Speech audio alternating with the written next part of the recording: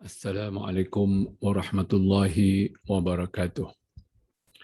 Tuan dan puan, mahukah tuan dan puan ketahui bagaimana seseorang pemimpin itu beroleh kepercayaan dan disenangi oleh mereka yang dipimpin?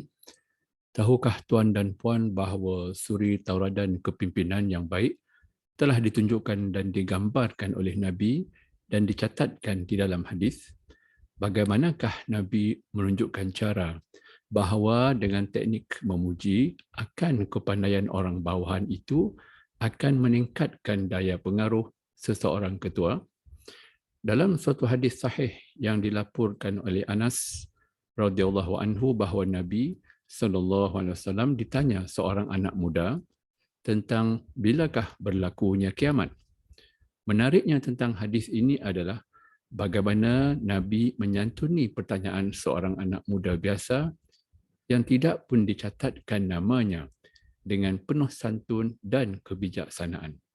Seusai solat, Nabi terus bertanya akan anak muda ini dan bertanya kepadanya apakah persiapan beliau terhadap tibanya kiamat itu.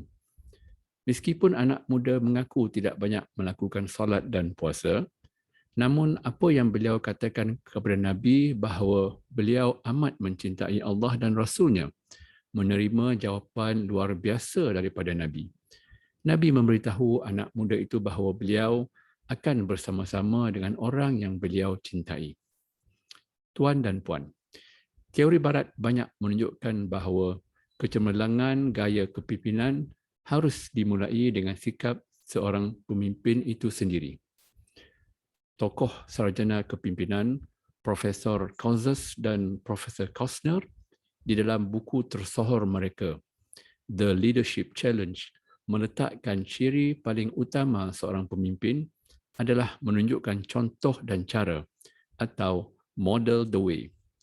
Kajian-kajian turut menunjukkan ketokohan seorang ketua berpengaruh banyak disumbang oleh seorang pemimpin atau ketua yang disenangi oleh anak-anak buahnya. Ketua atau pemimpin yang tidak memilih orang bawahan yang mana perlu dilayan atau tidak. Kisah anak muda yang tidak dikenali tadi menggambarkan sifat Nabi dalam melayani pertanyaan orang biasa atau staf bawahan tentang satu soalan yang baginda sendiri pun tiada jawapannya.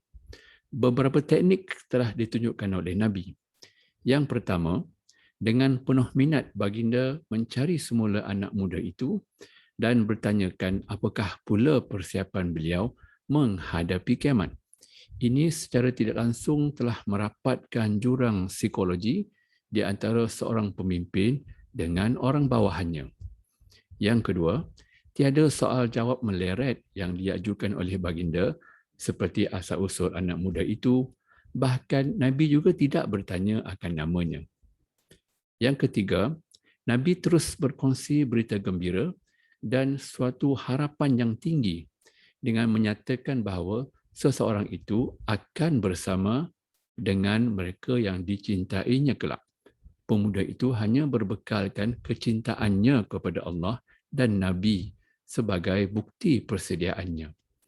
Yang keempat, Nabi tidak pula bersoal jawab tentang amalan anak muda itu yang beliau sendiri akui di tahap minima sahaja dan juga tidak ada nasihat panjang lebar yang diberikan.